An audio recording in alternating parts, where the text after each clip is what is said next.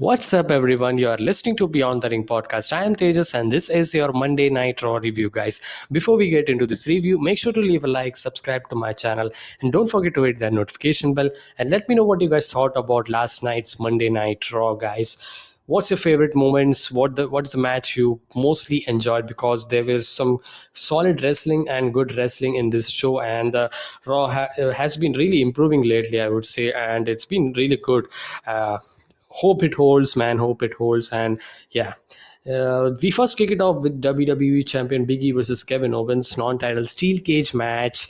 I thought the steel cage stipulation just was to entice the viewers just to tune in. Yeah, and after this show ended, I thought that they should have made this match in the last ending 30 minutes or something. They should have inserted this match because we saw a really undercard match in that. I don't know why they actually inserted that match. You know that which match I'm talking about. I will come into it, but this match didn't need steel cage stipulation that kind of. And Kevin Owens, I would say, really kind of made this match to be good or nice, I would say. Else it would have been kind of a decent one, because there were some cool nice moments here and there, and Rollins involvement and this story that's creating the triple threat thing, that was good. And the Biggie's the baby face things are nice, I would say. But the steel cage stipulation, I don't think so that was very needed. But yeah, man, it was nice, okay, steel cage match, I would say. Biggie escaped the ring. I thought that was nice booking. And then we had the Rollins attack on Biggie, and that was a cool way to look the heel strong. So that was good as well. Post match Lashley, that was nice, man. I didn't expect Lashley, and Lashley entering into this may make it this a fatal four-way. I am really interested in that. And this match length, as I said, post 20 minutes, I thought that this was kind of prolonged. They could have cut short, I would say. And yeah, didn't have much of a OMG spot or something in this. But yeah, man, you can literally just watch it, because it's opening with a steel cage match. You expect bigger things in the show. That's what they were thinking about. But it was a nice, okay steel cage match, I thought about. And very excited for the fatal four way if that's going to happen. Next, we had the Queen Zelina and Carmella thing. Nikki ASH versus Queen Zelina. Queen Zelina got the win here, and Nikki ASH is frustrated about her loss every week. So Rhea Ripley is composing her, so she's also getting some kind of frustration as well. So I thought that Rhea Ripley is going to turn heel or something, but I may be surprised maybe if they are going to give up on this superhero Nikki ASH gimmick and turn her into the sanity gimmick. I really like that gimmick, man, of her, because man, she was really good in that, and the whole faction. Don't don't remember that. Yeah. Next, we had the AJ Styles and Omos versus the Street Profits tournament match, RK Bronament that they are calling. So this was a solid match, and AJ Styles is every time fun wrestler. He's fun to watch, man. And Street Profits is also a great tag team. So it was a solid match, I thought about. This is just a repeat of things, just to make just to have a new contender. And we have seen endless amount of matches of every teams with RK Bro. At this time, it's just kind of it's just holding up, and it's going because of the entertainment catch of RK Bro, Randy Orton and Riddle. And it's can't miss, man. It's really enjoyable. Even if you watch 10 seconds, 20 seconds, it's really worth your time, because I really enjoy it. And this match, as I said, was very solid match. Yeah, good match. Next, we Riddle, obviously the Street Profits got the victory here, and it was via count out. They also teased the Omos AJ Styles breakup. Omos was also angry, and he just walks away. So kind of a start of that before the RK Bro thing. Yeah. So as I was saying, so much of tag team is in the verge of maybe breaking or not breaking. Yeah. I, I don't know, man, if they're going to break all the tag teams or something. Yeah, it's going to be a null tag team going forward. oh, God knows, man. But anyways, the US champion Damian Priest versus Robert Roode for the US Championship. I thought that Robert Roode having a singles opportunity was really good thing that WWE did here. And I really think that he's really underrated, man. He's just stuck into the tag team scene. He's good, man. That Dirty Dogs team is really cool and solid to watch, and they are great in their tag team work, I would say. But I would like to see Robert Roode mix it up in the main event as well, man. He was a main event. He's a main event caliber superstar. If you want to watch his good times, go watch an Impact or something. Yeah, he had a really good time there. He was really up in the top, and he have wrestled many guys, just veteran guys in Impact Wrestling. Damian Priest got the victory here. Very nice match. Damian Priest is always fun to watch, and the WWE have really kind of stacked talent, which is really good right now on Monday Night Raw, and they're really actually improving and using them good correctly, I would say. Mostly I would say that's why the Raw show is improving and it's really good. So yeah, man. Next we had Bianca Belair versus Doudrop. As much as I was not interested in this match, I really liked the in-ring storytelling in this match, man.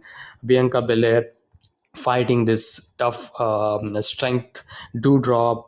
This girl, I mean, this girl's Doudrop's, I mean, Doudrop's this persona. I thought that that wouldn't work or something, but she's really improving, man. And Doudrop is really turning to that great heel, and yeah, just intimidating, and she's just destroying kind of. Yeah, Bianca Belair showed really good fight in this, and I really liked, man. And this rendering storytelling was very engaging, and I really liked it. But at the end it was a count out, but if you just minus that, I would say it was a nice match, a nice, pretty good match.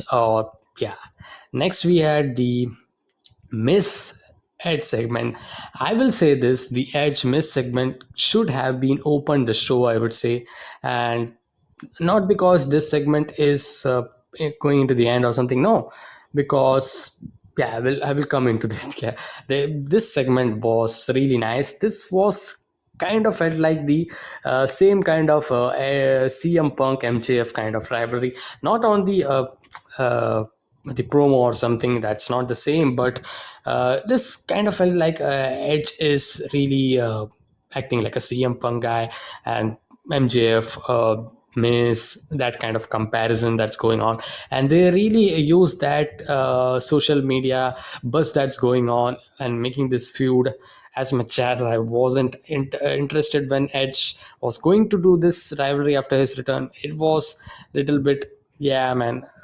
But this is going to be great. I think they're going to put on a great match at day one pay-per-view, I guess.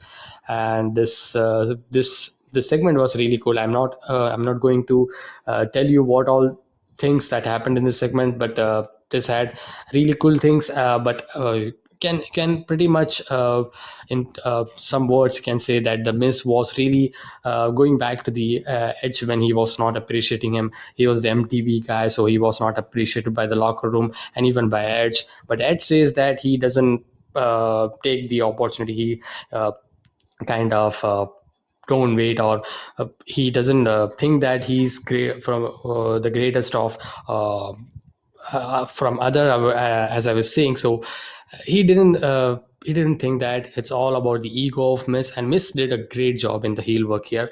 I really enjoyed it, man. And next we had the Rey Mysterio and Dominic Mysterio versus Alpha Academy. I was like, man, are they on going not going to turn or something? They were really teasing that in SmackDown and in Monday Night Raw as well. Quite, I would say, but seems like they are not, because they have other tag team breakups planned. So how can they? Yeah. So we may not be shocked if they're not breaking up. So yeah, Rey Mysterio and Dominic Mysterio versus Alpha Academy. Rey Mysterio and Dominic Mysterio got the win here. So it was a, yeah, okay match, just a average match, I would say. Finn Balor versus T-Bar. I thought that this match I was talking about, as I was saying, I will say, Finn Balor versus T-Bar. This match uh, didn't feel that this place should have got, because I'm not saying that Finn Balor T-Bar is not a good performer. T-Bar, Finn Balor, really great performer, but Finn Balor is not booking into the main event picture, and just 30 minutes before of the show, they're doing this match. Seems kind of, why are you should build with great segments or something. uh, I'm not saying edge miss segment, so maybe the steel cage match could have been inserted, that could have been great. But yeah, they they did that. But anyways, we had a nice, just a squash, little pretty much squash you can say. Finn Balor got the win here, a short match. Yeah, next we had the main event, Becky Lynch versus Liv Morgan for the Raw Women's Championship. And the WWE does great job in video packages. I've already, I mean, always talked about that. And this was a really good package for Liv Morgan, and just that believability factor that WWE had bring, just that Liv Morgan is going to win. So that was great, man. I really liked it. And the match was also great. I really enjoyed it. It wasn't a pay-per-view caliber. It had some kind of hit and misses here and there. It wasn't very perfect like a Lynch versus Charlotte kind of. I'm not saying like that, but the Liv Morgan's the babyface fire show that she's shown about was really good. Becky Lynch's heel work was also nice here. Yeah, that's the in-ring story was nice, not the best, but it was nice. And the continuity of this match was cool, and it was engaging, it was fun, I would say, and I can watch it. Yeah, this was a good match, good main event, and that closed out the show very well. I was not expecting Liv Morgan to win the match, but they had some close near falls in the end that amped up the drama. But Rebecca Lynch held the ropes and she retained the championship. So that was the end of this show, with a really good match, and opened with a nice match, you can say, with the main event caliber superstar. So they did that. So I would say the Raw is really improving, man, and you should start watching Raw. I would say, it's not bad, man. You can watch the 3 hours. It's not bad. You can watch it because they are really consistent in balancing the stars with the in the hour schedule. I mean, the R1, R2, R3. It's not like the second hour is really poor or something.